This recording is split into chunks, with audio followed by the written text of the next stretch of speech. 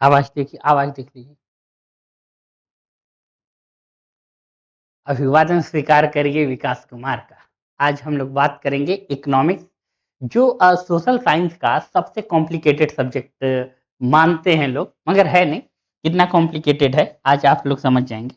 देखिए, social science में जब हम लोग बात कर रहे हैं तो ये बहुत ही आसान सब्जेक्ट है। बस आपको ये समझना पड़ेगा कि इसको आसान तरीके से कैसे समझें। कुछ बात बता देखिए, इकोनॉमिक्स को समझने के लिए बस ह्यूमन बिहेवियर को समझना आप स्टार्ट कर दीजिए। अगर आप ह्यूमन बिहेवियर को समझना स्टार्ट कर देते हैं कि ह्यूमन कैसा बिहेव करता है, तो ये जान लीजिए कि आपको इकोनॉमिक्स समझना बहुत आसान हो जाए। इकोनॉमिक्स को इकोनॉमिक्स के लैंग्वेज में, यानी बुकिश लैंग्वेज या फिर ऐसे टफ वोकैब्युलरी में जब आप समझने का प्रयास करते हैं, तो वाक़ई टफ हो जाता है। ठीक है? तो जैसे आज हम बताएँगे इकोनॉमिक्स को, वैसे कुछ आप समझने का प्रयास करिएगा, फिर तो हम फैक्ट की बात करेंगे ही। देखिए, इकोनॉमिक्स को समझने के लिए 2-3 बात समझ लीजिए कि आपको क्या-क्या समझना चाहिए। क्या समझना चाहिए? एक इकोनॉमिक्स में कोई भी जो रूल है, वो सर्टेन नहीं है। इसमें कोई भी रूल सर्टेन नहीं है कि एक रूल एकदम बिल्कुल 100% हमेशा अप्लाई होगा ही होगा, ऐसा इकोनॉमिक्स में नहीं होता। आप इकोनॉमिक्स को क्लासिफ़ाइड करके क्या कर सकते हैं, स्टडी कर सकते क्लासिफ़ाइड करके कि ए क्राइटेरिया में ए थ्योरी अप्लाई होगा और ए क्राइटेरिया में ए थ्योरी अप्लाई होगा। तो कुछ ऐसा ही बात हम लोग करते हैं इकोनॉमिक्स में। अब आइए देखिए इकोनॉमिक्स का परिचय। इकोनॉमिक्स है क्या? Economics is the social science concerned with the production, distribution and consumption of goods and service। अब दो वर्ड का मीनिंग ठीक से आप समझ लीजिए इकोनॉमिक्स में। वो क्या है? गुड्स यानी वस्तु। गुड्स किसको बोलते बोलते हैं इकोनॉमिक्स के टर्म में? और सर्विस। किस चीज को बोले हम आपसे? सर्विस। ठीक है, ये सर्विसेज लिखा है तो हम लोग सर्विसेज लिख देते हैं। तो देखिए, अगर आप जब गुड्स की बात करेंगे, गुड्स और सर्विस में थोड़ा सा डिफरेंट समझिए कि गुड्स क्या है। देखिए, मेरे हाथ में ये पेन है, ये क्या है? गुड्स है। पेन क्या है हमारा? एक गुड्स है, राइट? ये डिजिटल बोर्ड है, ये क्या है? गुड्स है। ठीक है, ये डिजिटल बोर्ड है, ये क्या है? गुड्स है। आपके हाथ में मोबाइल है, वो क्या है? गुड्स यानी वस्तु है। बात समझ पा रहे हैं? ठीक है। जो चीजें, जो जितने भी वस्तु हैं वो सारे गुड्स हैं। अब सर्विस क्या है? सर्विस, देखिए, सर्विस का टर्म अगर ऐसे समझना चाहते हैं, तो सर्विस को हम लोग क्या करते हैं? फील करते हैं, महसूस करते हैं। इसका कहने का मतलब ये है, सीधा समझिए कि आपके पास मोबाइल है और आप क्या किए? कॉल किए और किसी से बात हुआ, यानी कम्युनिकेशन हुआ। तो गुड्स के थ्रू आपको क्या मिला? सर्विस मिला। सर्विस कहने का मतलब क्या है? सीधा सीधा आपका जो भी टास्क है, वो टास्क क्या हो जा रहा है? इजी हो जा रहा है। वो टास्क क्या हो जा रहा है? इजी हो जा रहा है। एक और सिंपल से एग्जांपल देकर समझाते हैं हम आपको। बाइक जो है वो क्या है? आपका गुड्स है। मगर बाइक से चलकर आप एक प्लेस से दूसरे प्लेस पे जा रहे हैं, तो वो क्या हो गया आपका? वन प्लेस से दूसरे प्लेस पे जा रहे हैं, सेकेंड प्लेस पे कहीं भी ट्रेवल कर रहे हैं, तो वो क्या है? आपका सर्विस है। इतना बात तो क्लियर आप लोगों को हो गया होगा कि गुड्स किसको बोलेंगे और सर्विस किसको बोलेंगे। ठीक है। अब यहाँ पे प्रोडक्शन, डिस्ट्रीब्यूशन, डिस्ट्रीब्यूट भी होता है यानी बंटता भी है। और यहाँ पे गुड्स सर्विस की बात करें तो एक बार हिंदी में हम आप लोगों के लिए रीड कर देते हैं। अर्थशास्त्र एक सामाजिक विज्ञान है जो वस्तुओं और सेवाओं के उत्पादन, वितरण और उपभोग से संबंधित है। आइए, इकोनॉमिक्स का डिफिनेशन भी अलग अलग इकोनॉमिक्स लोग अलग अलग अपनी अपनी थ्योरी दिए हैं। अब समझ लीजिए इकोनॉमिक्स वर्सेस इकोनॉमी। अब इकोनॉमिक्स और इकोनॉमिक्स में फर्क होता है, डिफरेंट होता है। इकोनॉमिक जो होता है वो पर्टिकुलर, हम किफायती वर्ड यूज कर लें तो ज्यादा सही होगा कि हम किफायती चीजों को यूज करते हैं, मतलब जो सस्ता हो और अच्छा हो। और इकोनॉमिक्स कहने का मतलब ये होता है जो वेल्थ का डिस्ट्रीब्यूशन, वेल्थ का मैनेजमेंट हो। किसका मैनेजमेंट हो? वेल्थ का मैनेजमेंट को ही हम लोग क्या बोलते हैं? इकोनॉमिक्स बोलते हैं। ये बात ठीक से समझ लीजिएगा कि वेल्थ के मैनेजमेंट को इकोनॉमिक्स बोलते हैं। और इकोनॉमिक किसको बोलेंगे? सीधी सीधी बात होगी इकोनॉमिक के लिए, जो हमारे लिए किफायती हो, मतलब सस्ता हो और अच्छा हो, उसको इकोनॉमिक बोलेंगे। तो सुनिए, economics is the discipline of the studying economics behavior of the human being with the theory of the market, employment, price, inflation, dealing with the theory aspect। जो भी इस तरीके के थ्योरी होंगे वो हमारा इकोनॉमिक के अंतर्गत। अब इकोनॉमिक का डिसिप्लिन जो है वो इकोनॉमिक्स है। और इकोनॉमिक्स के लिए ये बात आपको सीधी सीधी याद रखना है कि इकोनॉमिक्स का मतलब ही है वेल्थ का डिस्ट्रीब्यूशन, सॉरी वेल्थ का मैनेजमेंट या फिर रिसोर्सेस का मैनेजमेंट। आपके पास जितने रिसोर्सेस हैं, वो चाहे वेल्थ हो, गुड्स हो, या फिर रॉ मटेरियल हो, ये सारी चीज जो भी आपको मिलेगा एक्सेट्रा, उसी का जो मैनेजमेंट करेंगे वही क्या है? हमारा इकोनॉमिक्स है, रिसोर्सेस का मैनेजमेंट।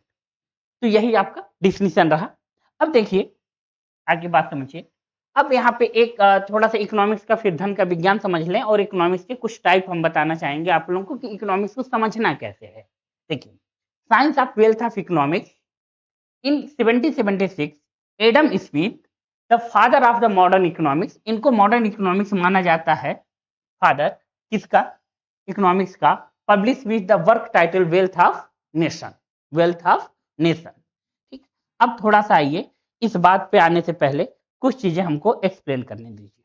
देखिए, आप कहेंगे सर वेल्थ ऑफ इकोनॉमिक्स सब वहीं अमेरिका वाले, यूके वाले ही लिखे हैं, इंडिया में हमारे यहाँ वेल्थ मैनेजमेंट नहीं हुआ करता था। तो हमारा जवाब होगा हाँ, हुआ करता था। और हमेशा से हम लोग इकोनॉमिक्स के भी बहुत अच्छे चाणक्य रहे हैं। अब चाणक्य पे तो कुछ याद आ ही गया होगा। आइए देखिए, कुछ बात करते हैं आपसे।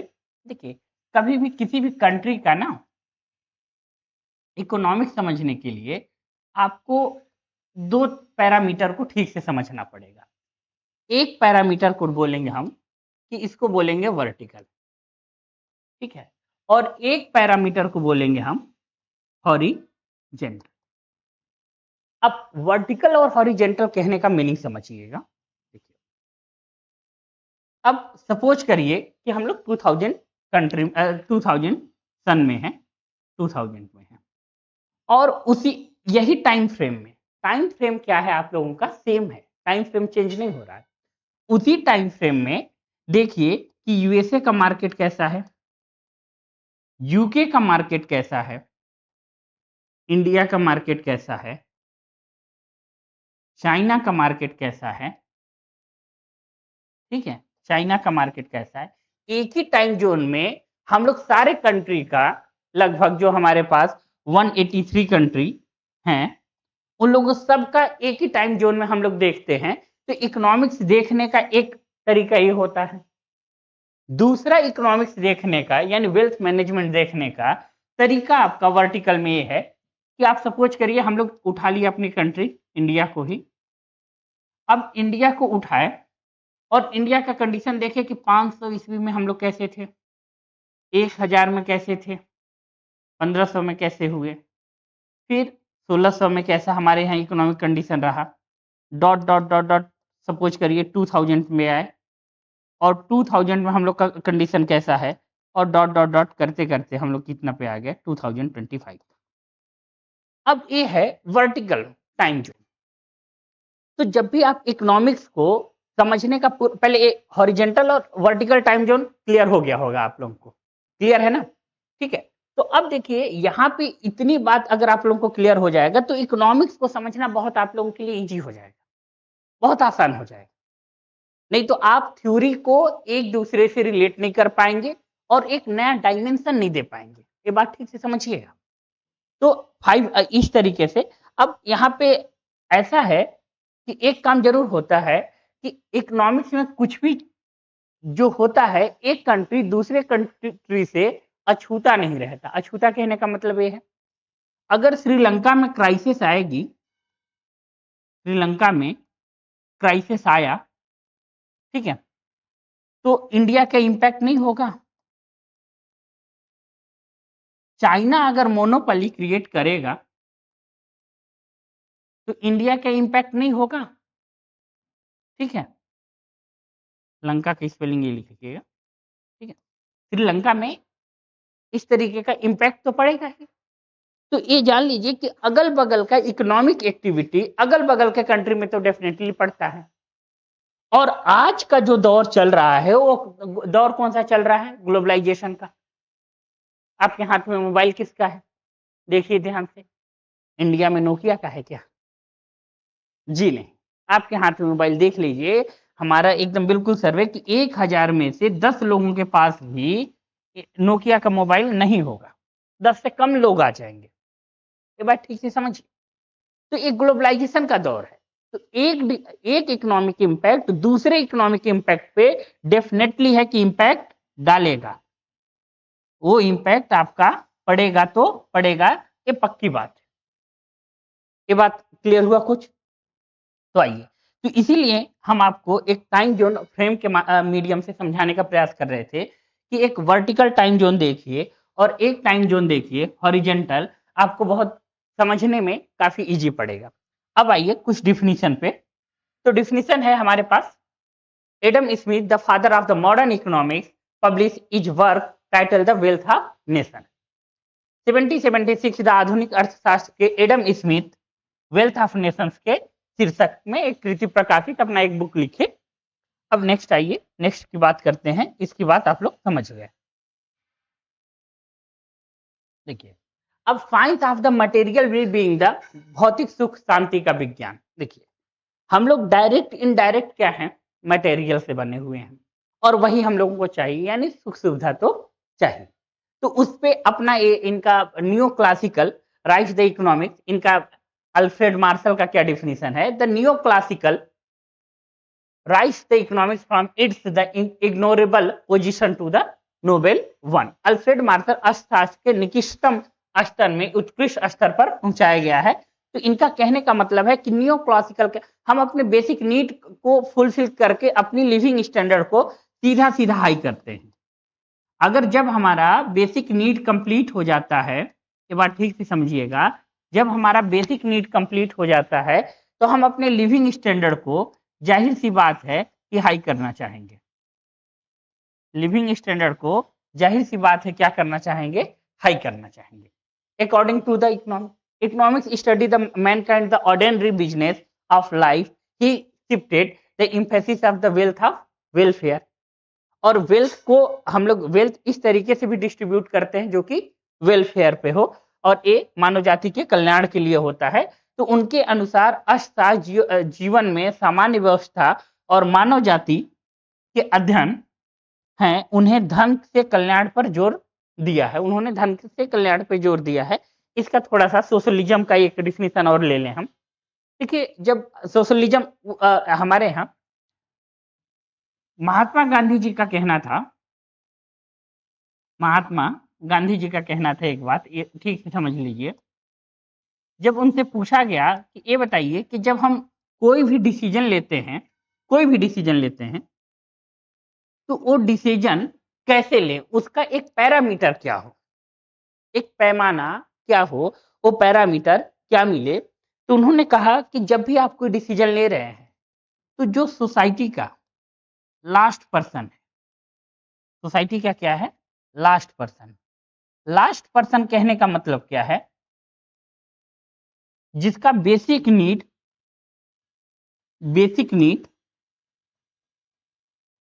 फुलफिल नहीं हो रहा है, फुलफिल नहीं हो रहा है, वो सोसाइटी का क्या है? लास्ट पर्सन है।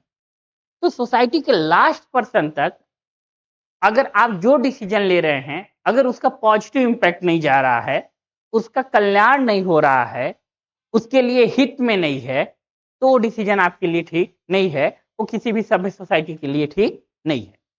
तो यही बात पे ये भी जोर दिए हैं कि वेलफेयर की बात करते हैं, ये समाज कल्याण पे ज्यादा जोर देते हैं। आइए नेक्स्ट बात करते हैं हम लोग। ठीक है, फिर यहाँ पे science of making of choice. अब इसका एक बड़ा सिंपल सा एग्जांपल देते हैं, समझिए। एक बात बताइए, हम ज्यादातर मोबाइल मोबाइल का ही लेते हैं, एग्जांपल मोबाइल का ही लेते हैं। ऐसा क्यों करते हैं, बता रहे हैं आपको।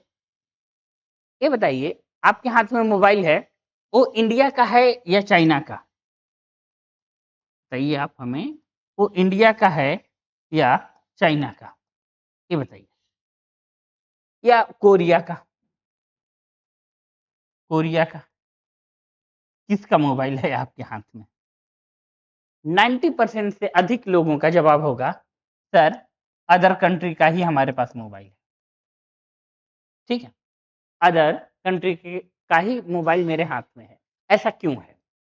इसके पीछे एक स्ट्रॉन्ग साइंस काम करता है, बिल्कुल स्ट्रॉन्ग साइंस काम करता है।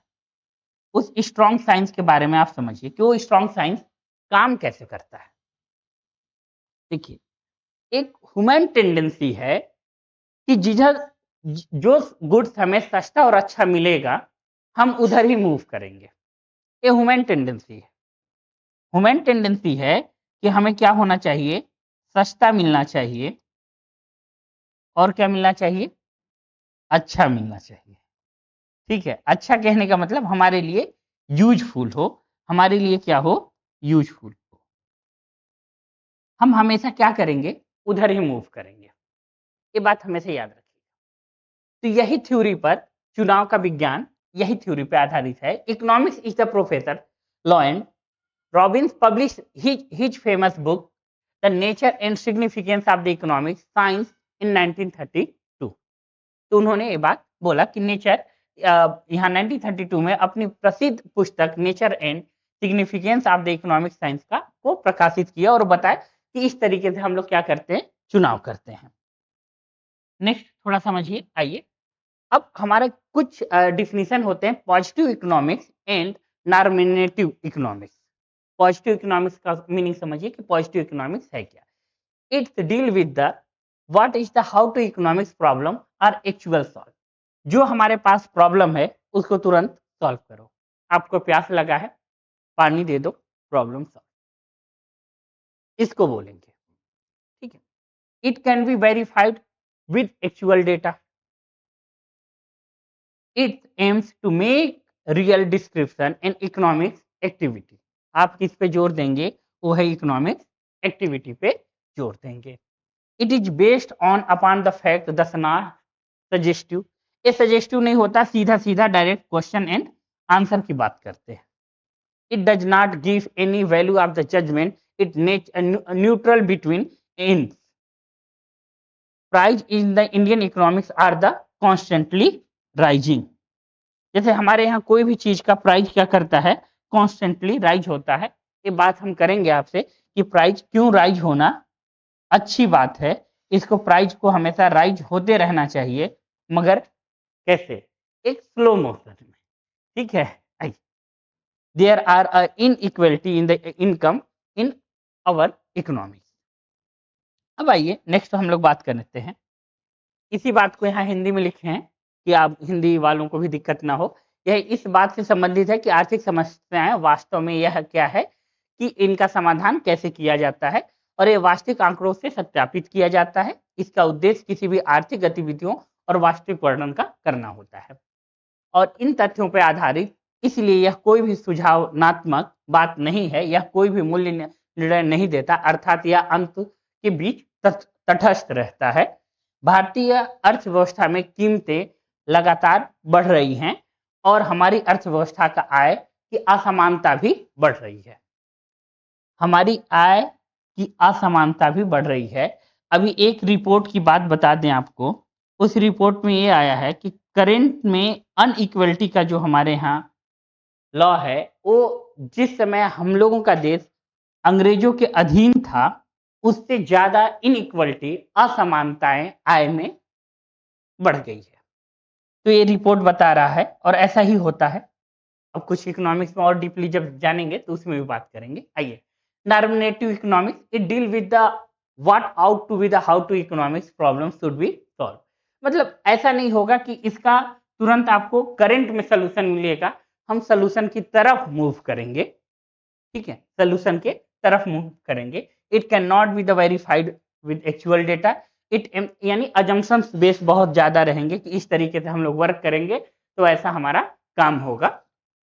And it aims determine the ideal, it is the based upon the individual opinion, therefore it is the suggestive in a nature, it gives the value of judgment, a judgment दिया जाता है value पे। And Indian should be take to the control rising price, and इसका जो pricing होता है वो क्या होता है, कंट्रोल होता है, कंट्रोल किया जाता है।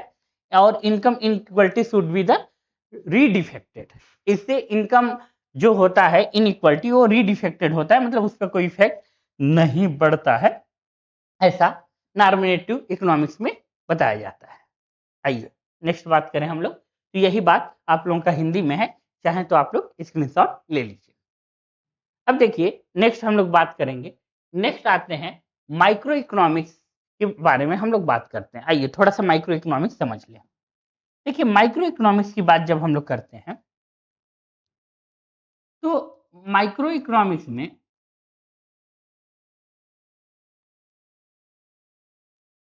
हम लोग क्या करते हैं कि कंट्री टू एक आम एरिया से लेकर, आम एरिया कहने का मतलब छोटा सा एरिया से लेकर एकदम ब्लॉक लेवल से, गांव लेवल से लेकर इंटरनेशनल लेवल तक चले जाते हैं, इंटरनेशनल लेवल तक चले जाते हैं।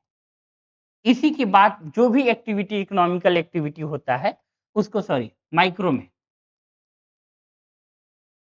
में इकोनॉमिक्स में किया जाता है, ठीक है। मिक्रो में तो ऐसे में बहुत छोटा एरिया में आता है। तो देखिए यहाँ पे branch of economics that studies the behaviour of whole economics both national and international, national and international. It covered the various issues like national income, general price, level, distribution, employment, money, ये सब की बात करते हैं हम लोग। Employment, money, national income and general price. It helped to solve the central problem of a full employment of resources in the economics and it means tool the aggregative। देखिए aggregate कहने का मतलब होता है टोटल, यहाँ पे total demand meaning समझ लीजिएगा, total demand and supply of the economics in whole, it a particular the focus of the income analysis, और एक चीज पे फोकस किया जाता है, इनकम एनालिसिस पे फोकस किया जाता है। नेक्स्ट आइए देखिए, यही बात हम हिंदी में लिखे पड़े हुए हैं कि आप लोगों को हिंदी वालों को भी दिक्कत ना हो।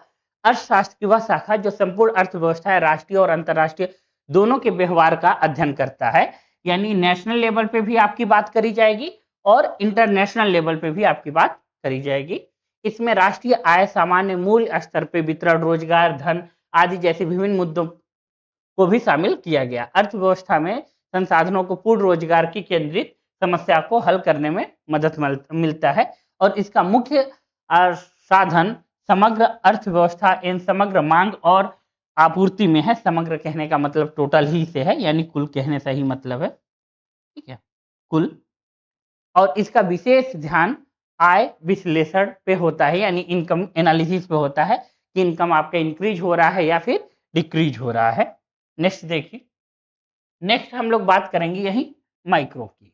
माइक्रो में क्या करते हैं हम लोग, behaviour in the individual consumer, बात समझ लीजिए, फर्म एंड फैमिली, एक आम आदमी का कैसा इनकम पे इम्पैक्ट पड़ रहा है उसी की बात करते हैं कि आम आदमी के इम्पैक्ट पे कैसा इम्पैक्ट पड़ रहा है इनकम पे, उसी की बात करते हैं। It cover the various issue like demand, supply, product, pricing, production, consumption, economics, welfare, और वो इकोनॉमिक्स के लिए वेलफेयर है या नहीं। It help to solve the problem of what, how and for whom to produce in the economics, वो economics में क्या क्या प्रोड्यूस करता है। And it main the tool and demand in supply, particular the commodity, it particular a focus in the price analysis, ये भी क्या focus करता है, प्राइस एनालिसिस पे फोकस किया जाता है इस पे। तो ये देखिए, इसी चीज को हम यहाँ पे हिंदी में आप लोगों के हिंदी भाषा के लिए वालों के लिए लिख दिए हैं कि अर्थशास्त्र की वह शाखा जो किसी व्यक्ति के उपभोक्ता, फर्म, परिवार व्यवहार का अध्ययन करता है। यानी व्यवहार का अध्ययन कहने का मतलब इकोनॉमिक्स का व्यवहार का अध्ययन करता है। इसमें मांग, आपूर्ति, उत्पाद, मूल्य निर्धारण, उत्पादन, खपत और आर्थिक कल्याण आदि जैसे विभिन्न मुद्दों को शामिल किया जाता है। यह अर्थव्यवस्था में क्या, कैसे, किस तरीके से उत्पादन किया जाएगा, इस समस्या का हल में मदद मिलता है। ठीक है। इसका मुख्य समाधान किसी भी विशेष वस्तु की मांग, आपूर्ति और इसका विशेष ध्यान मूल्य विश्लेषण में किया जाता है। अब देखिए, कुछ हमारी बातें ठीक से आप लोग समझ लीजिए। देखिए, इकोनॉमिक सब्जेक्ट, अभी हम कुछ बात करें, आपसे रीड करके बताएं। एक आपको परसेप्शन दे रहे थे। इकोनॉमिक्स में या कोई भी सब्जेक्ट में अंडरस्टैंडिंग के लिए आपको बहुत ज्यादा मेहनत करने की जरूरत नहीं है। आपको 300 से 500 तक की वोकैबुलरी यानी हिंदी में शब्दावली अगर आपको क्लियर है उस सब्जेक्ट के रेफरेंस में, तो डेफिनेट बात ये जान लीजिए, डेफिनेट बात ये ठीक से समझ लीजिए कि आप क्या करेंगे, बहुत अच्छे से उस सब्जेक्ट के बारे में समझ सकते हैं और सीख सकते हैं। बहुत टफ नहीं होता। तो आपको सिर्फ और सिर्फ याद करने का जो टर्म हम देंगे, बहुत ज़्यादा नहीं, 300 से लेकर 500 तक के बीच की वोकैबुलरी रहेगा। इसमें सब चीज कवर रहेगा, होल इकोनॉमिक्स कवर रहेगा। तो इससे ज़्यादा टर्म आपको याद करने नहीं है, सिर्फ सुन लेना है, आपको समझ में आ जाएगा। तो इकोनॉमिक्स के ये इंट्रोडक्शन पार्ट रहा। जैसा आप लोगों को लगे नीचे फीडबैक डाल दीजिएगा कि सर ये थोड़ा सा और इलुबरेट करिए। हमारे साथ जुड़े रहने के लिए और पूरा लेक्चर के साथ बने रहने के लिए थैंक यू वेरी मच।